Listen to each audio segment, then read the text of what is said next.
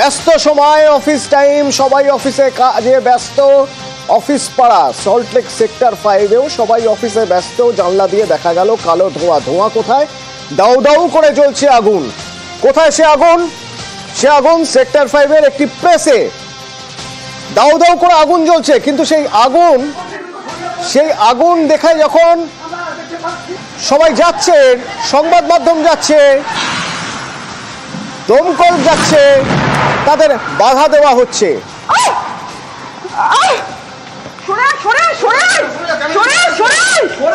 দেখুন, এই আগুন, সেই আগুনের খবর করতে গেলে তাদের ঢুকতে দেওয়া হচ্ছে না কাউকে। সংবাদ মাধ্যম তো ছেড়েই দিলাম, দমকলকেও ভিতরে ঢুকতে দেওয়া হচ্ছিল না প্রথমে।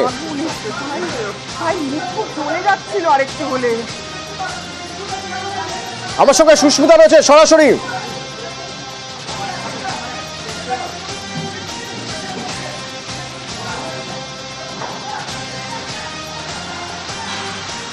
সুস্মিতা, প্রথম থেকে একদম যখন আগুন লেগেছে খবর পাওয়া যায় সেই সময় তুমি স্পটে ছিলে, তোমাকে ঢুকতে দেওয়া হচ্ছিল না কেন?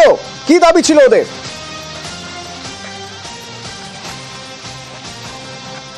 কোম্পানি এখানে আগুন লেগেছে, এখানে সংবাদ মাধ্যম ঢুকতে পারবে না, মূল ফটক বন্ধ করে দেওয়া হয়। শুধু তাই নয়, প্রাথমিক অবস্থায় পাশের নিম্নমান একটি বিল্ডিং এর পাশ থেকে দমকলের ভিতরে কাজ করতে হয়। মূল ফটক বন্ধ থাকার কারণে কোনো দমকলের ইঞ্জিনের ভিতরে প্রবেশ করেনি।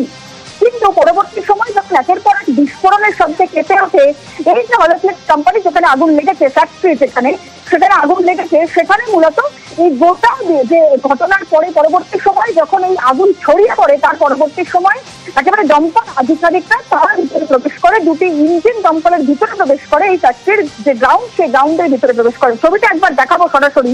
এবার আগুন যেখানে মূল উৎপত্তি স্থল সেই ছবিটা একবার দেখাবো, যেখানে আগুন লাগে এবং সেখানে দেখতে পাচ্ছি এই মুহূর্তে আগুন যেখানে লাগে এবং সেই ছবিটাই কিন্তু এই মুহূর্তে স্পষ্ট। এবং সেখানে কি ধরনের যে দাহ্য বস্তুর কথা বারবার বলা হচ্ছে, যে দাহ্য বস্তু এখানে মজুদ ছিল, সেই দাহ্য বস্তু এখানে মজুদ ছিল সেই ছবিটাও কিন্তু স্পষ্ট। কারণ দেখতে পাচ্ছ দাই করে রয়েছে পোড়া অংশ এখনো পর্যন্ত। অর্থাৎ এমন কিছু ছিল যা সেখানে থাকার কথা নয়, হয়তো যা থেকে আগুন লেগে গিয়েছে, আর সেই জন্যই কোনো মতেই ভিতরে যাতে কেউ ঢুকতে না পারে সেরকম ব্যবস্থা ছিল। সেটা আগুন লাগার পরবর্তী সময় যখন একের পর এক বিস্ফোরণ হয় সেটা স্পষ্ট। কিন্তু এখানে এই যে গোটা ফ্যাক্টরি, সেই ফ্যাক্টরি এলাকাতে অগ্নি নির্বাপন ব্যবস্থা সঠিকভাবে ছিল। অগ্নি নির্বাপন ব্যবস্থা থাকার পরেও কেন অগ্নি নির্বাপন ব্যবস্থা সঠিক সময়ে কাজ করলো না, সেটাও সত্যি বড় প্রশ্ন। তার কারণ এই যে গোটা ফ্যাক্টরি যেখানে একেবারে হলোফ্লেক্স কোম্পানির বিভিন্ন রকম যে স্টিকার বা বিভিন্ন রকম যে হলোগ্রাম লাগানো যে স্টিকার, সেই স্টিকার তৈরি হয়, সেখানে রাসায়নিক মজুদ থাকবে, সেখানে প্লাস্টিক মজুদ থাকবে, এটাই স্বাভাবিক। ঠিক সেই মতো করে গোটা ফ্যাক্টরি চত্বরে যে অগ্নি নির্বাপন ব্যবস্থা, সেই ব্যবস্থাও কিন্তু মজবুত করার যে ছবি বা পাইপগুলোর মজবুত পাইপের ছবি, সেই পাইপের ছবি স্পষ্ট। কিন্তু দমকল আধিকারিকরা স্বীকার করলেন যে কোনো অগ্নি নির্বাপন ব্যবস্থা কাজ করেনি। চমৎকার, কোনো অগ্নি নির্বাপন ব্যবস্থা কাজ করেনি। তাহলে সেই অগ্নি নির্বাপন ব্যবস্থা রাখার দরকার কি ছিল? ধন্যবাদ সুস্মিতা। কিন্তু দমকল বাধা পেয়েছে পরে, তার আগে দমকল বাধা পেয়েছে রাস্তায়। কেন জানেন? চওড়া রাস্তা, কিন্তু সেই রাস্তা জুড়ে পার্কিং। তো এখান দিয়ে দমকল যাবে কি করে? দমকলের ইঞ্জিন যাবে কি করে এই রাস্তা দিয়ে?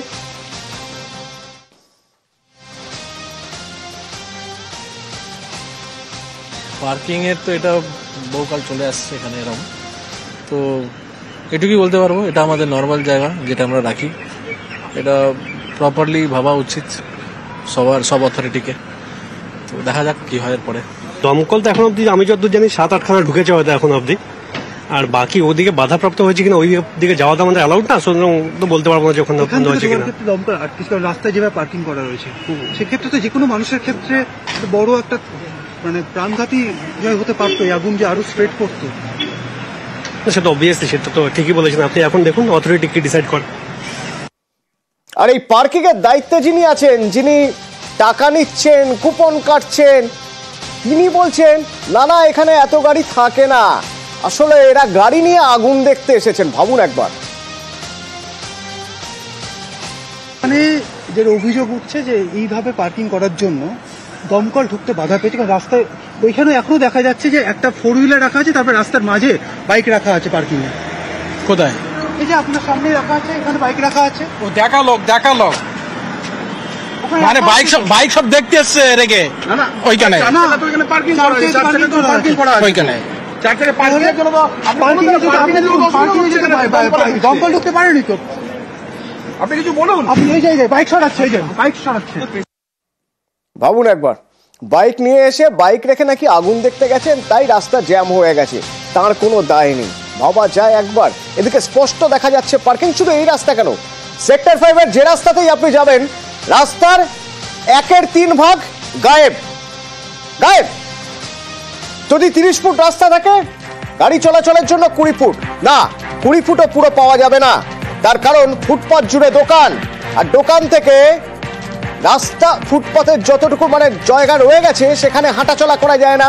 তাহলে এই 30 ফুটের রাস্তার মধ্যে থেকে যদি 8 ফুট ধরে নেওয়া যায় গাড়ি রাখা থাকে, পার্কিং থাকে, বাকি 2 থেকে 3 ফুটের মধ্যে দিয়ে পথচারীরা যাওয়া আসা করছেন, সেই সব কিছু বাঁচিয়ে তার মধ্যে দিয়ে যাবে গাড়ি, যাবে বাস, ট্রাফিক তো স্লো হবেই, থমকে যাবেই। দেখবেন একবার অবস্থা, 5টা বেজে গিয়েছে, এবার আস্তে আস্তে অফিসগুলো ছুটি হবে। তো ছুটি হওয়ার আগে পার্কিং এর জন্য রাস্তার কি হাল, সরাসরি আমার সঙ্গে রয়েছে অমিতের পিছনে সার দেওয়া বাইক, ওপাশ থেকে বাস আসছে ধীর গতিতে। কেন না, ওপাশে ফুটপাথে হকাররা রয়েছেন, রাস্তা দিয়ে হেঁটে যাচ্ছে মানুষ। দেখুন অমিত, দেখাও একটু।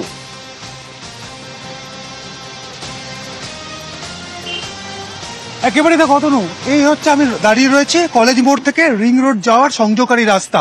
এই রাস্তায় সারি সারি বাইক রাখা আছে। এটা এই বাইক যে রাখা রয়েছে এগুলো কিন্তু অথরাইজ, অর্থাৎ বিধাননগর পুরসভা এনকেডি এর অথরাইজ করা পার্কিং কিন্তু সেখানে বাইক রাখা আছে। এখানে 400 থেকে 450 বাইক রয়েছে এবং রাস্তার অবস্থা দেখো, বাইক ছাড়াও 4 চাকা, এবং এই মুহূর্তে বাস আসছে। এক পাশে ফুটপাথ জুড়ে কিন্তু পরপর দোকান। ফুটপাথ দিয়ে কিন্তু হাঁটার কোনো ব্যবস্থা নেই।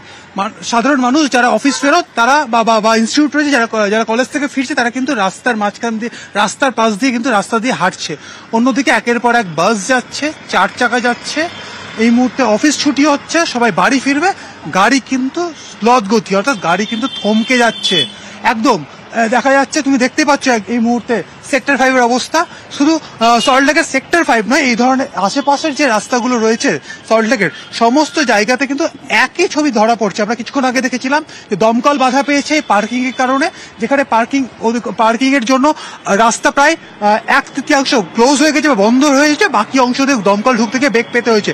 এবং এই মুহূর্তে সেক্টর 5-এর রাস্তা, একের পর এক বাস যাচ্ছে, অফিস ছুটি হয়েছে, অন্যদিকে ইনস্টিটিউট ছুটি হয়েছে, কলেজ ফেরত পড়ুয়ারা বাড়ি যাচ্ছেন, অফিস ফেরত মানুষ বাড়ি যাচ্ছেন, তাদের কিন্তু রাস্তা দিয়ে হাঁটতে হচ্ছে, কারণ ফুটপাথও বন্ধ, কারণ ফুটপাথ জুড়ে দোকান রয়েছে, সারি সারি দোকান। কার্যত এই অবস্থা প্রতিদিন সেক্টর 5 সল্টলেকের। অমিত আমাকে দেখাচ্ছে সরাসরি সেই ছবি, একদিকে দোকান ফুটপাথের উপর, দেখুন বিকেল 5:08 লাইভ ছবি সেক্টর 5-এ। বাস আসছে ধীর গতিতে, তার কারণ রাস্তায় লোক হাঁটাচলা করছে। যে কেন রাস্তায় লোক হাঁটাচলা করছে, কারণ রাস্তা জুড়ে ওপাশে দোকান, আর সেই দোকান যেহেতু ফুটপাথ জুড়ে, সুতরাং রাস্তা দিয়ে হাঁটাচলা করতে হচ্ছে। রাস্তার আর এক পাশে বৈধ পার্কিং, 3 থেকে 400 বাইক সেখানে, তার মাঝখান দিয়ে কোনো মতে এঁকে বেঁকে চলে আসছে গাড়ি। এই হলো সেক্টর 5-এর অবস্থা। এবার ভাবুন, যদি এখান থেকে দমকল ঢোকাতে হয় তাহলে কি অবস্থা হবে। ঠিক যে অবস্থা হয়েছে আজ দুপুরে ওই প্রেসে আগুন লাগার সময় দমকল ঢুকতে গিয়ে আটকেই গিয়েছিল পার্কিং এর জন্য।